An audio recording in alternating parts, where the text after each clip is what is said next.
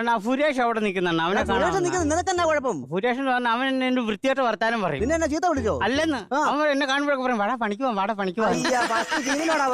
എന്താ പണി അറിയാനായിട്ട്? അണ്ണാ എനിക്കാണെങ്കിൽ ടാപ്പിംഗ് അറിയാം, വെൽഡിങ് അറിയാം, പെയിന്റിങ് അറിയാം. പിന്നെ ടാപ്പിങ്ങിന് പോകും. വെളുപ്പിന് എഴുന്നേക്കണം, തണുക്കും. എന്നാ പിന്നെ പെയിന്റിങ്ങിന് പോകും. വെളി കയറുമ്പോ തല ഇറങ്ങും. എന്നാ പിന്നെ താഴെ ഒന്നടി. താഴെ ഉറക്കം വരും. എന്നാ പിന്നെ വെൽഡിങ്ങിന് പോടാ. അണ്ണാ വെൽഡിങ് എന്ന് പറഞ്ഞാൽ പുക അടിക്കുമ്പോ ശ്വാസകോശത്തിന്റെ പുറ വെട്ട്. എനിക്ക് സംഭവം മനസ്സിലായി. ഇവിടെ ആരെങ്കിലും അധ്വാനിക്കുന്ന പൈസയും കൊണ്ട് ഓസിന് പൂട്ടടിച്ച് ജീവിക്കണം. അണ്ണാ അങ്ങനത്തെ പണി വല്ലതും ഉണ്ടോ? ആരെങ്കിലും അധ്വാനിച്ചിട്ട് നമുക്ക് പൈസ കിട്ടുന്ന പണി? അങ്ങനെ ലോകത്തൊരൊറ്റ പണിയേ ഉള്ളൂ.